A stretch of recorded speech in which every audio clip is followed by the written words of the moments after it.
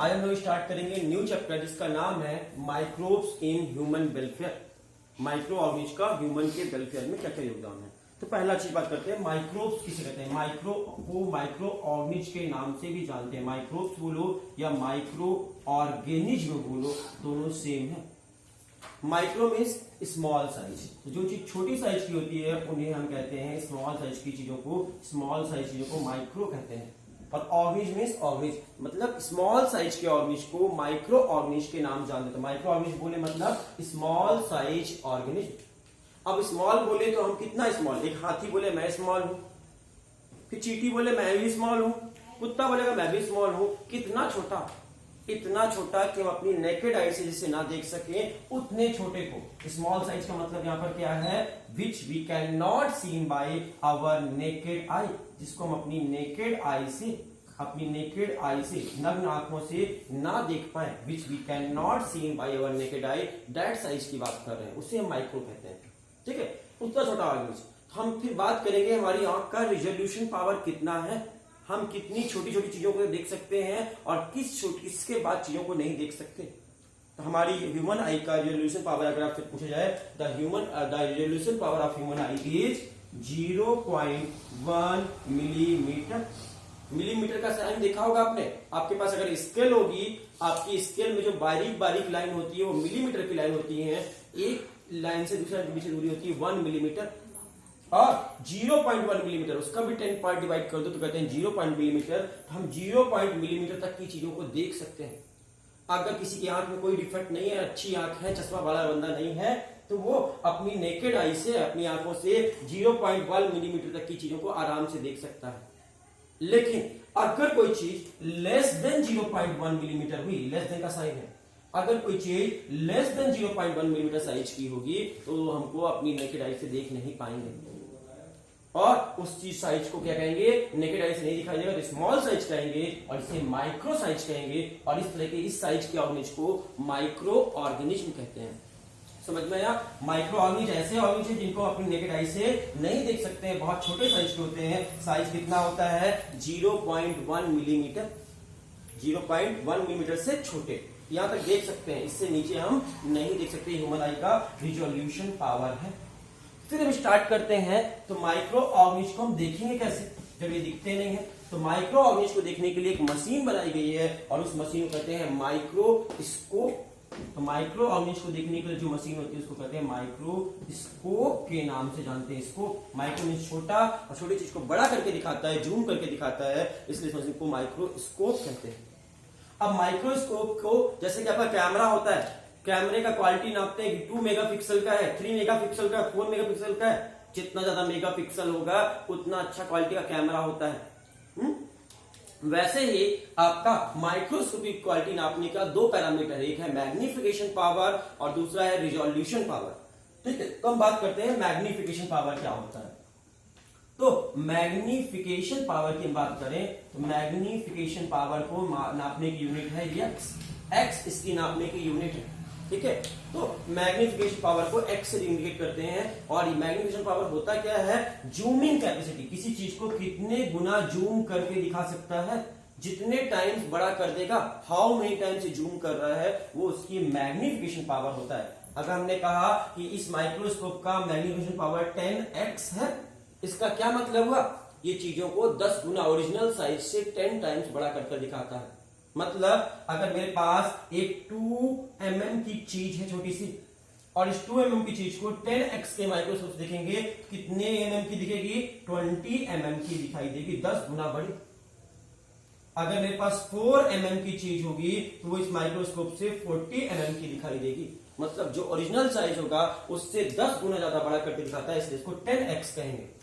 आपका 45x का microscope आपका आपके लैब में, आपने जो आपके स्कूलों में रखा रहता है, ज्यादातर माइक्रोस्कोप में देखिएगा, पढ़िएगा, आपके स्कूल के माइक्रोस्कोप या तो 10x होता है या 45x होता है आपके स्कूलों में ज्यादातर।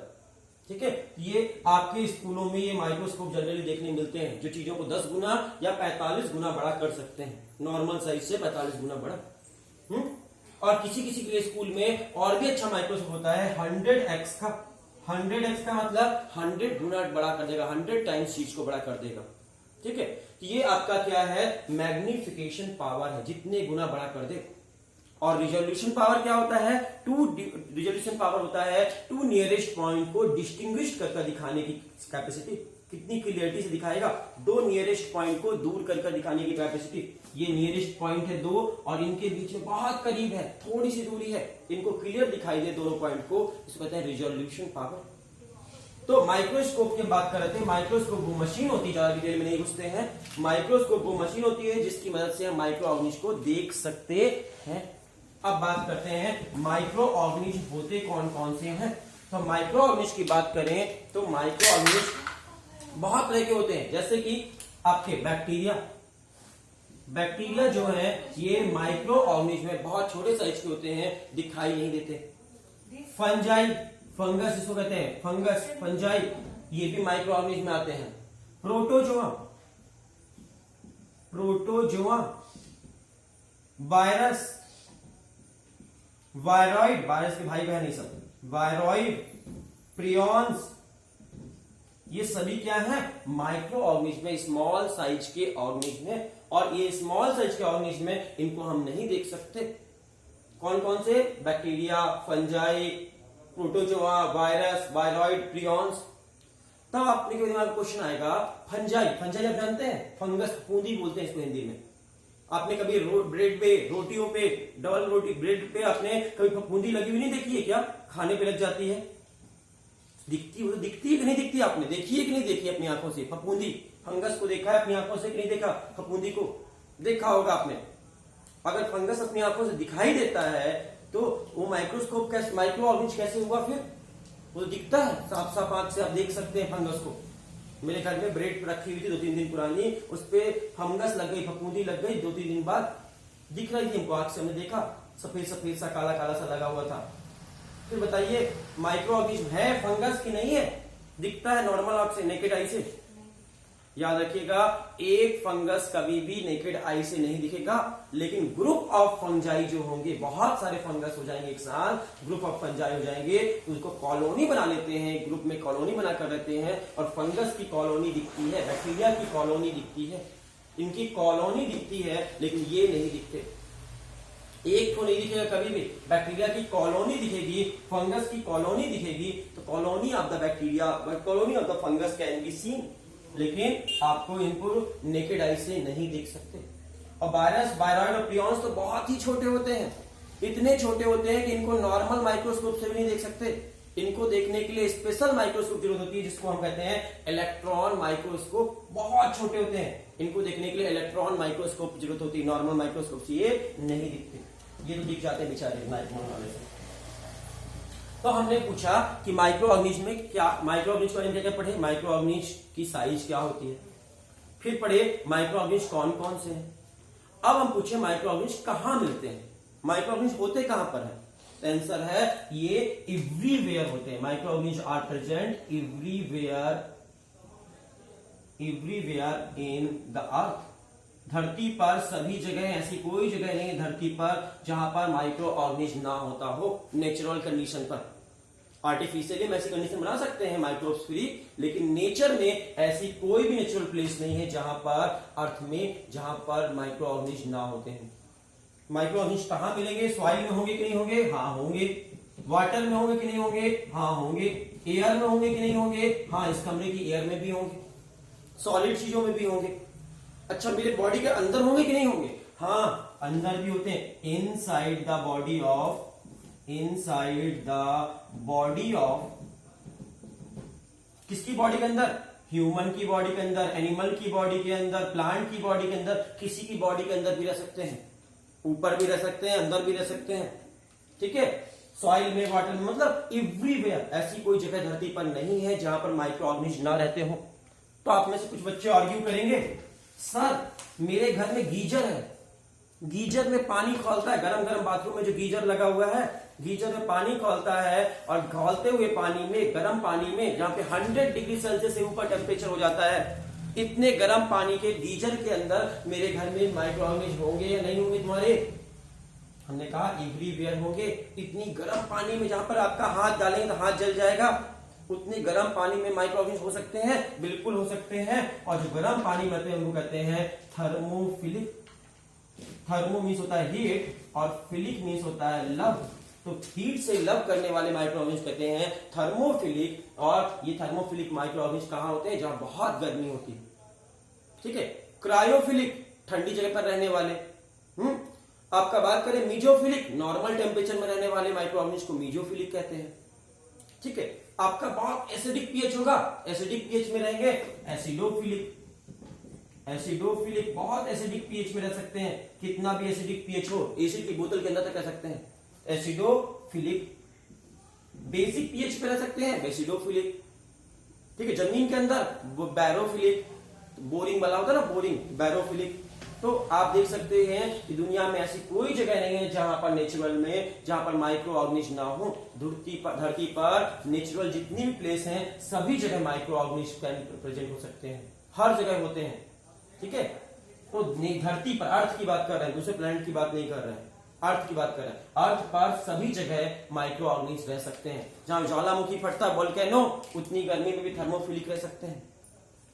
ठीक है। तो thermophilic micro organism, acidophilic micro organism, ऐसे डिफरेंट नाम हो जाता है। और ये माइक्रो ऑर्गेनिज्म कहीं भी रह सकते हैं। तो बोले everywhere, micro organism are present everywhere. अब बात यह है कि जब माइक्रो ऑर्गेनिज्म सभी जगह हैं, तो बताइए इस कमरे में माइक्रो ऑर्गेनिज्म होंगे कि नहीं होंगे? बिल्कुल होंगे। लाखों, करोड़ों, अरबों माइक्रो ऑर्गेनिज्म होंगे इस कमरे में। मैं यहां से आपके महाराष्ट्र तक पहुंचूंगा, आऊंगा, तो महाराष्ट्र तक आने में रास्ते में इतनी सारी एयर मिलेगी, इतनी सारी जर्नी करके आऊंगा, रास्ते मुझे माइक्रो ऑर्गेनिज्म मिलेंगे कि नहीं मिलेंगे? बहुत सारे माइक्रो ऑर्गेनिज्म मिलेंगे, करोड़ों, अरबों, खरबों माइक्रो ऑर्गेनिज्म मिलेंगे रास्ते में। तो बताइए माइक्रो ऑर्गेनिज्म से हमें फायदा होता है कि माइक्रो ऑर्गेनिज्म से हमें नुकसान होता है कि कुछ नहीं होता है? 3 ऑप्शन है। तो आंसर है तीनों। कैसे तीनों? Some micro organism are harmful for us. कुछ माइक्रो ऑर्गेनिज्म हमारे लिए हार्मफुल होते हैं, और उन्हें हार्मफुल माइक्रो ऑर्गेनिज्म को, जो हमको बीमारी फैलाते हैं, हार्मफुल होते हैं। और इन हार्मफुल माइक्रो ऑर्गेनिज्म को पैथोजन के नाम से जानते हैं। पैथोजन, पैथो मतलब डिजीज, बीमारी, और जन मतलब जनरेट करने वाले, बीमारी फैलाने वाले माइक्रो ऑर्गेनिज्म को पैथोजन कहते हैं। और पैथोजन बुरे माइक्रो ऑर्गेनिज्म, गंदे वाले माइक्रो ऑर्गेनिज्म, जिनको आपने human health and disease chapter में आपको पढ़ाया गया होगा या पढ़ने वाले होंगे, जहां पर इंसानों को बहुत तरह की बीमारियां होती है पेड़ों से। ठीक है। तो इंसानों को बीमारियां, बहुत तरह की बीमारी फैलाते हैं। दूसरे होते हैं माइक्रो ऑर्गेनिज्म जो आपके हार्मलेस कहलाते हैं, हार्मलेस माइक्रो ऑर्गेनिज्म कहलाते हैं, न्यूट्रल माइक्रो ऑर्गेनिज्म कहलाते हैं। ये ना तो हमको फायदा पहुंचाते हैं, ना नुकसान पहुंचाते हैं, ना इनसे कोई फायदा होता है ना नुकसान होता है, इसलिए इनको हम पढ़ते ही नहीं। या तो हमको फायदा वाले पढ़ेंगे, नुकसान वाले पढ़ेंगे। नुकसान वाले जिनसे बीमारियां होती हैं उनको पढ़ेंगे। आपको पता है टाइफाइड साल्मोनेला टाइफी की वजह से होता है।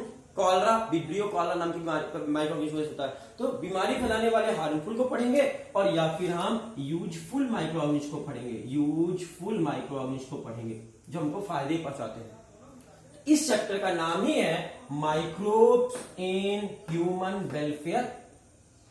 माइक्रो ऑर्गेनिज्म का मनुष्य के जीवन में फायदा, मनुष्य को कौन कौन से फायदे होते हैं माइक्रो ऑर्गेनिज्म से, वो इस चैप्टर का नाम है। मतलब इस चैप्टर में हम नहीं बोलेंगे कि माइक्रो ऑर्गेनिज्म बुरे होते हैं। कुछ माइक्रो ऑर्गेनिज्म बुरे हैं, लेकिन इस चैप्टर में नहीं बात करेंगे हम। कुछ माइक्रो ऑर्गेनिज्म हार्मलेस होते हैं, जिनसे कोई ना फायदा होता ना नुकसान, उनको भी नहीं पढ़ेंगे। सिर्फ और सिर्फ हम इस चैप्टर में उन माइक्रो ऑर्गेनिज्म के बारे में बात करेंगे जो हमको बेनिफिशियल है, जो हमारे लिए यूजफुल है, उनके बारे में डिस्कस करने वाले हैं। चैप्टर का नाम है microbes in human welfare. Bacteria से, फंगस से, वायरस से ह्यूमन को क्या क्या फायदे होते हैं, वो इस चैप्टर में आपको बताने वाले हैं। तो फायदों को हम कुछ ग्रुप में बांट कर पढ़ेंगे। पहला ग्रुप का नाम है हमारे हाउस होल्ड, घरेलू कामों में क्या मदद होता है। माइक्रोब्स का हमारे हाउस होल्ड इफेक्ट पढ़ना है। हाउस होल्ड मतलब हमारे दैनिक जीवन में, हमारे घरों में माइक्रो ऑर्गेनिज्म का हम कैसे यूज करते हैं, किन किन पर्पस यूज करते हैं। इडली, डोसा, सांभर, दूध, दही बनाने में, आपके बहुत सारी चीजों में घर में ये यूज करते हैं, इसको पढ़ेंगे हाउस होल्ड में। तो हाउस होल्ड प्रोडक्ट, घरेलू सामान बनाने में। दूसरा पार्ट में डिवाइड करेंगे कि माइक्रो ऑर्गेनिज्म से इंडस्ट्रियल फायदा क्या होता है, कौन कौन सी इंडस्ट्रीज में, इंडस्ट्रियल बेनिफिट, इंडस्ट्रियल में कौन कौन से बेनिफिट होते हैं। कंपनियों, फैक्ट्रियों में, बड़ी बड़ी कारखानों में, कंपनियों, फैक्ट्रियों में माइक्रो ऑर्गेनिज्म का क्या यूज है, इंडस्ट्रियल यूज पढ़ेंगे, इंडस्ट्रियल प्रोडक्ट में। तीसरा बात पढ़ेंगे हम माइक्रोब्स का यूज पढ़ेंगे हमारे सीवेज ट्रीटमेंट में। सीवेज ट्रीटमेंट देश की एक बड़ी समस्या में से एक है, सीवेज वाटर वेस्ट मैनेजमेंट। तो सीवेज ट्रीटमेंट में माइक्रो ऑर्गेनिज्म का क्या रोल है इसको पढ़ेंगे। देश की बहुत बड़ी समस्या है, देश का विश्व की समस्या है। कचरा को, इतना सारा कचरा हर दिन निकालते हैं, इतना सारा कचरा हम कहां फेंकें, कैसे इसका मैनेजमेंट करें। सीवेज ट्रीटमेंट में माइक्रो ऑर्गेनिज्म का क्या रोल है वो पढ़ेंगे। नेक्स्ट पढ़ेंगे माइक्रो ऑर्गेनिज्म का यूज बायोगैस प्रोडक्शन में। बायोगैस प्रोडक्शन में माइक्रो ऑर्गेनिज्म से बायोगैस का प्रोडक्शन कर सकते हैं। बायोगैस का मतलब कौन सी गैस? Methane gas. तो मेथेन गैस का प्रोडक्शन कैसे कर सकते हैं, जिसको घर में जलाने के लिए यूज कर सकते हैं, ये भी इस चैप्टर में पढ़ने वाले हैं। और इस चैप्टर में पढ़ने वाले हैं माइक्रोब्स का आपका बायो कंट्रोल में क्या यूज है। बायो कंट्रोल, बायो कंट्रोल का मतलब एक माइक्रो ऑर्गेनिज्म से आपकी खेती में या जो भी आपके नॉन यूजफुल माइक्रो ऑर्गेनिज्म है या नॉन यूजफुल एनिमल्स हैं उनको मारना, उनको किल करना with the help of micro organism. Bio control में पढ़ेंगे इस बात को। एक माइक्रो ऑर्गेनिज्म की दूसरे माइक्रो से लड़ाई करा देंगे, एक माइक्रो ऑर्गेनिज्म से दूसरा माइक्रो ऑर्गेनिज्म मर जाएगा, इसको बायो कंट्रोल कहते हैं। तो बायो कंट्रोल में क्या यूज है। और लास्ट पढ़ेंगे बायो फर्टिलाइजेशन में। फर्टिलाइजेशन मतलब बायो फर्टिलाइजर, मतलब फर्टिलाइजर किसे कहते हैं? तो फर्टिलाइजर कहते हैं फर्टिलाइजर। बायो फर्टिलाइजर में फर्टिलाइजर किसे कहते हैं? जो खेतों की भूमि की उर्वरक क्षमता को बढ़ाते हैं, जो फर्टिलिटी ऑफ सॉइल को इंक्रीज करते हैं, उन्हें फर्टिलाइजर कहते हैं, खाद कहते हैं जैसे। तो बायो मतलब माइक्रो ऑर्गेनिज्म हेल्प करें अगर खेती का प्रोडक्शन करने में, हमारे खेतों को रिच करने में न्यूट्रिएंट्स को, तो बायो फर्टिलाइजर कहलाएंगे। मतलब माइक्रो ऑर्गेनिज्म का खेतों में क्या काम है पढ़ेंगे, दूसरे माइक्रो ऑर्गेनिज्म को मारने में क्या काम है, बायोगैस प्रोडक्शन में क्या काम है, सीवेज ट्रीटमेंट वेस्ट मैनेजमेंट में क्या काम है, इंडस्ट्रियल यूज क्या है और घरेलू यूज क्या है, इस सभी को इस चैप्टर में डिस्कस करने को कहा है आपके एनसीईआरटी ने। तो 1 2 3 4 5 6 एस्पेक्ट को लेकर हम आगे चलेंगे। तो पहला एस्पेक्ट को स्टार्ट करते हैं। पहला एस्पेक्ट है हमारे दैनिक जीवन में, हमारे घर में माइक्रो ऑर्गेनिज्म का या क्या यूज है। तो microbes in house hold product, हमारे घरेलू काम में हाउस होल्ड प्रोडक्ट पर्पज से माइक्रो ऑर्गेनिज्म का क्या यूज है वो डिस्कस करते हैं। तो आपके घर की बात कर रहे हैं, हम अपने घर की बात कर रहे हैं। तो पहला यूज है, हम लोग अपने घर में माइक्रो ऑर्गेनिज्म का डेली यूज करते हैं। जैसे कि हमारे घर में दूध आता है, गाय का दूध आता है, इस गाय के दूध से, भैंस के दूध से, मिल्क से दही बनता है, मेरे घर में कर्ड बनता है। दूध से दही बनाने का काम कौन करता है? तो दूध से दही बनाने का काम एक बैक्टीरिया करता है और उस बैक्टीरिया का नाम है लैक्टोबैसिलस लैक्टिस। कौन सा बैक्टीरिया? लैक्टोबैसिलस नाम का बैक्टीरिया है, एक बैक्टीरिया है लैक्टोबैसिलस नाम का एक बैक्टीरिया है जो दूध को दही बनाता है, मतलब दही बनाने का काम करता है, कर्ड बनाने का काम करता है। ये बैक्टीरिया है, अगर बैक्टीरिया ना हो तो दूध से दही ना बने, ठीक है। दही बनाने का काम कौन कर रहा है? एक माइक्रो ऑर्गेनिज्म कर रहा है, बैक्टीरिया कर रहा है, उस बैक्टीरिया का नाम है लैक्टोबैसिलस। इस बैक्टीरिया को हम लैक्टिक एसिड बैक्टीरिया के नाम से भी जानते हैं, LAD, लैक्टिक एसिड बैक्टीरिया। तो लैक्टिक एसिड बैक्टीरिया क्यों कहते हैं इस बैक्टीरिया को, लैक्टोबैसिलस को लैक्टिक एसिड बैक्टीरिया क्यों कहते हैं? क्योंकि दूध से दही कैसे बनता आपको पता होना चाहिए। अगर आपको नहीं पता तो जान लीजिए, दूध से दही कैसे बनता है। दूध इतना पतला होता है और दही इतना गाढ़ा होता है, इतना पतले से दूध से इतना गाढ़ा दही कैसे हो जाता है? याद रखिए, ये बैक्टीरिया जिसका नाम है लैक्टोबैसिलस, ये बैक्टीरिया एक एसिड सीक्रेट करता है, इस एसिड का नाम है लैक्टिक एसिड। लैक्टिक एसिड नाम का एक एसिड बनाएगा ये, और लैक्टिक एसिड नाम का एसिड किसने मिक्स कर देगा? Mix with the milk, milk में मिक्स कर देगा और मिल्क में ये एसिड मिक्स हो जाएगा। आपको पता है दूध में एक प्रोटीन होता है जिसका नाम है केसीन प्रोटीन, आप सभी को पता होगा, दूध में केसीन नाम का प्रोटीन होता है और ये केसीन नाम का प्रोटीन सिर्फ स्पेसिफिक पीएच पर ही डिजॉल्व होता है, सॉल्युबल होता है। अगर उस पीएच से कम कर दिया जाए पीएच या ज्यादा कर दिया जाए तो प्रोटीन अलग हो जाएगा और उस प्रोटीन को कहेंगे डिजॉल्व नहीं होगा, वो प्रोटीन अलग हो जाएगा अगर उसका पीएच कम या ज्यादा कर दिया जाए। तो मिल्क में जैसे इलेक्ट्रिक एसिड डाल देंगे एसिड डालते ही उसका पीएच कम हो जाएगा कि नहीं हो जाएगा, और उसका पीएच कम हो जाएगा और दूध का पीएच कम हो जाएगा तो दूध का पीएच एसिडिक हो जाएगा, और एसिडिक होने की वजह से वो मिल्क में जो प्रोटीन है, केसीन प्रोटीन, वो डिजॉल्व रहेगा या कोगुलेट हो जाएगा, तो प्रोटीन कोगुलेट हो जाएगा, और कोगुलेट हो जाएगा और प्रोटीन दिखने लगेगा और दूध गाढ़ा गाढ़ा हो जाएगा, और उसे दही के नाम से जानेंगे, कर्ड के नाम जानेंगे। दूध और दही में क्या डिफरेंस है मेजर, तो दूध और दही में मेजर डिफरेंस ये है कि दूध में लैक्टिक एसिड नहीं होता है, दही में लैक्टिक एसिड मिक्स हो जाता है, और लैक्टिक एसिड के मिक्स होने की वजह से दही कैसा हो जाता है, कोगुलेट ज्यादा जम जाता है और उसका पार्शियल डाइजेशन हो जाता है। पार्शियली डाइजेस्टेड मिल्क है ये दही, और पार्शियल डाइजेशन हो गया, आधा डाइजेशन हो गया, मतलब कई लोगों के बारे में आपने सुना होगा कि उनको दूध डाइजेस्ट नहीं करता, अगर वो दूध पीते हैं तो खुद को भी परेशान करते हैं और गंदी गंदी हवाएं छोड़कर रूम में दूसरों को भी परेशान करते हैं। आपने सुना होगा ये नाम। तो जो लोग गंदी गंदी हवाएं छोड़ते हैं मतलब उनको दूध पचता नहीं है, दूध का डाइजेशन नहीं कर पाते हैं, और जिनको दूध का डाइजेशन नहीं होता है उनको क्या खिलाना चाहिए, दही खिलाना चाहिए। दही आसानी से पच जाता है, इजी टू डाइजेस्ट। पहला, दही अच्छा है कि दूध अच्छा है, दही अच्छा है, दही इजी टू डाइजेस्ट, आसानी से डाइजेस्ट हो जाता है, पहला फायदा। दूसरा फायदा, दही में विटामिन B12 ज्यादा होता है। कौन सा विटामिन ज्यादा होता है, आपसे एग्जाम में क्वेश्चन पूछे हैं, दही में विटामिन B12 ज्यादा होता है, रिच इन विटामिन B12, दही में विटामिन B12 ज्यादा होता है, इसलिए दही अच्छा है। और तीसरा काम बताते हैं कि आपके पेट में अगर कोई भी तरह का पेट का प्रॉब्लम चल रहा है, पेट में दर्द हो रहा है, या कोई माइक्रोब्स आपके पेट में कोई भी गंदा वाला माइक्रोब्स पला हुआ है, तो उसको मारने का काम करता है। बोलते हैं checking the growth of other microbes in the other harmful microbes in the stomach. Stomach में कोई भी अदर माइक्रोब्स रह रहे हैं गंदे वाले, तो उनको मारने का काम कौन करता है, दही करता है। इसलिए दही अच्छा है कि खराब है। आपको कभी पेट में प्रॉब्लम हो जाए तो आपको दही खा लेना, पेट में दर्द उठे, पेट का प्रॉब्लम हो, इंडाइजेशन हो, कोई प्रॉब्लम हो, दही खाना, दही से आपको बेनिफिट होगा। अगर आपके पेट में कोई हार्मफुल माइक्रोब्स होंगे तो उनको मार देगा। विटामिन B12 का अच्छा सोर्स है, आसानी से डाइजेस्ट हो जाता है, इससे दही आपके लिए बहुत बेनिफिशियल है एज कम्पेयर टू दूध। और कौन बनाता है, lactobacillus, lactic acid bacteria. Thank you. Next lecture में इस ज्ञान की हम लोग कंटिन्यू करेंगे।